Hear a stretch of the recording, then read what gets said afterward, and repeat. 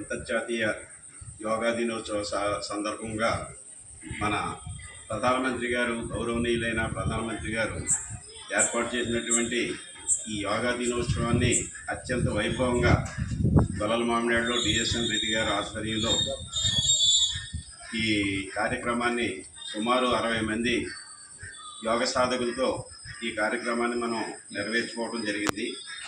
నెరవేర్చుకుని యోగా నేర్చుకున్నటువంటి ప్రతి ఒక్కరూ కూడా మళ్ళీ రేపటి నుంచి మేము ఒక్కొక్కళ్ళు 10 మందికి నేర్పుతామనే మాట కూడా తీసుకోవడం జరిగింది వారితోటి.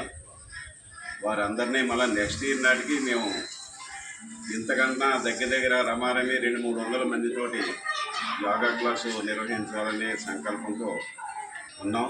ఇదంతా మన మోడీ గారి యొక్క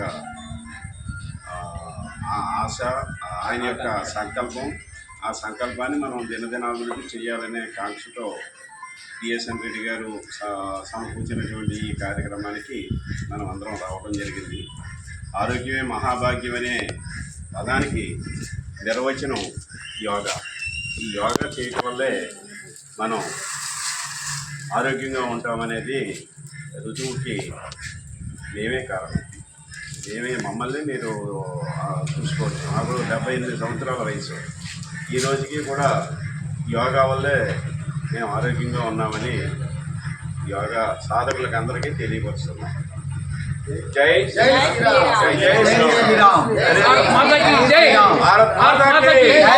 భారత్ మాతా కి భారత్ మాతా కి జై నరేంద్ర మోడీ. జై నరేంద్ర మోడీ. జై నరేంద్ర మోడీ. జై నరేంద్ర మోడీ.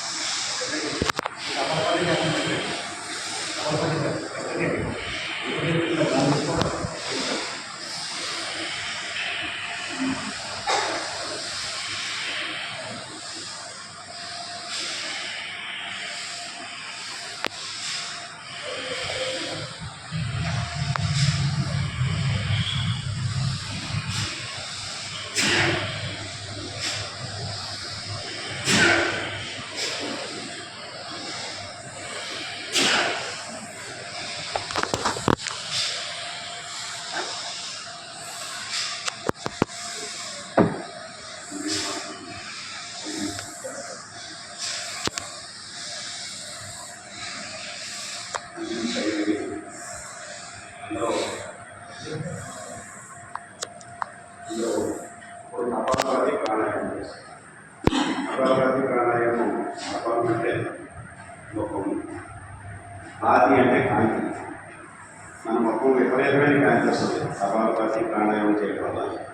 కపాలభాతి ప్రాణాయామం వల్ల మొత్తం కడుపులో ఉన్నటువంటి డ్యామేజ్లన్నీ కూడా కవర్ అవుతాయి. దాని చేత మనం కపాలభాతి ఈవేళ టైం తక్కువ కాబట్టి 5 minutes చేస్తాం. ప్రతి ఒక్కరు ఎక్కువ స్లిప్పర్గా పెట్టాలి, మనశ్శాంతంగా ఉంటుంది, దృష్టి దాని మీదే ఉంటుంది. మీరు ఎక్కడైతే కపాలభాతి పడుతున్నారో ఎక్కడైనా పెయిన్స్ వస్తే ఒకసారి ఆపండి. పెయిన్స్ రాకపోతే వజ్రాసనం వేయగలిగిన వాడు వజ్రాసనంలో చేయండి, లేదా సుఖాసనంలో చేయగలిగిన వాడు సుఖాసనంలో చేయండి. కంపల్సరీగా నిమిషానికి 60 సార్లు చేయాలి, సెకండ్కి ఒకసారి. కపాలభాతి క్రమశిక్షణగా చేయించాలి. మొదలెడుతున్నాను.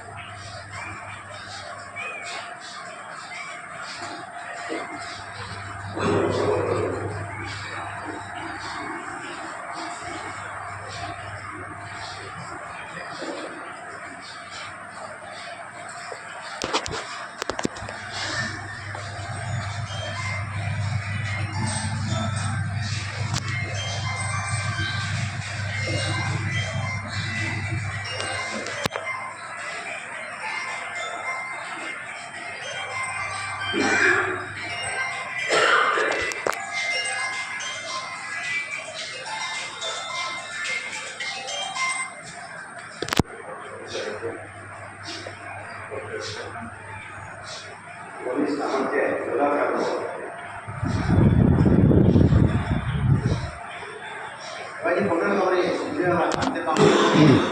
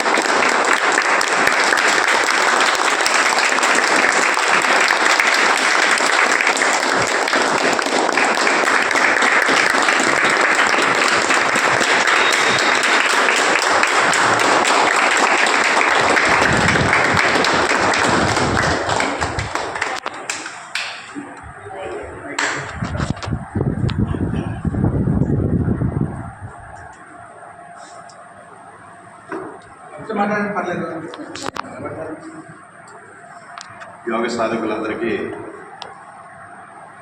నా దివ్య ఆశీస్సులు. ఇచ్చేదంటే ఇప్పుడు మన డిఎస్ఎన్ గారు చెప్పినట్టు 2004లో నేను రామ్దేవ్ బాబా గారు పిలుపు తీసుకుని వైజాగ్లో క్లాస్ నేర్చుకుని 9 రోజులు క్లాస్ నేర్చుకున్న తర్వాత 6,000 మంది ఆ వేళ క్లాస్కి 6,000 మందిలోనూ కూడా ఇక 9వ రోజు ఒకటి అడిగారు, నాకు గురుదక్షిణ ఇవ్వాలి మీరు అని అడిగారు. సరే అందరూ గురుదక్షిణ ఇస్తామని చెప్పి అందరూ చేతులెత్తారు. ఆయన హిందీలో ఏమన్నారంటే, నాకు గురుదక్షిణ అడిగేది ఏంటంటే, నేను ఇక్కడ నా క్లాస్కి వచ్చి నేర్చుకున్న వాళ్ళు ప్రతి ఒక్కళ్ళు ఇంటికి వెళ్ళి కంపల్సరీగా 10 మందికి యోగా నేర్పుతాను అనే మాట నాకు ఇచ్చినట్టు మీరు, అది నాకు మీరు ప్రమాణం చేసినట్టు అని చెప్పి హిందీలో చెప్పారు.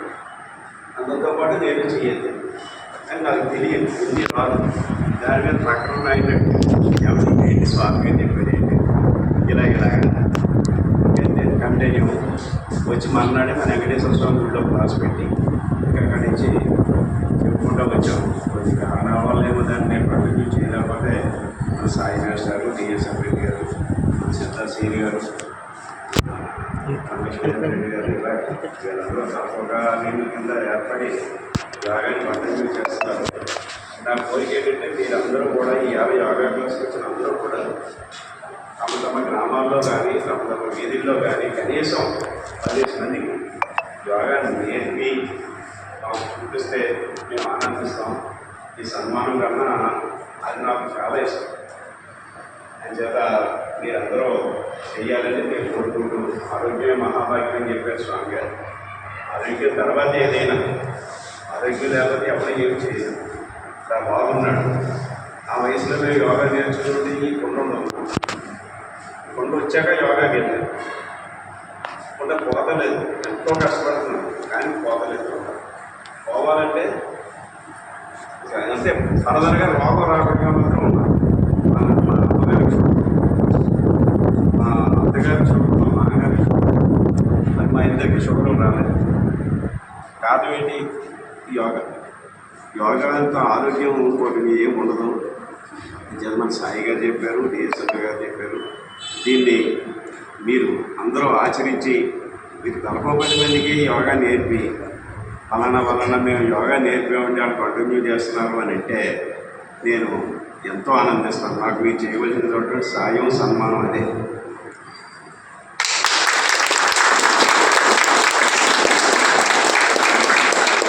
అలాగే మా జగద్గురు గారు సాయి గారు కూడా చెప్తారు.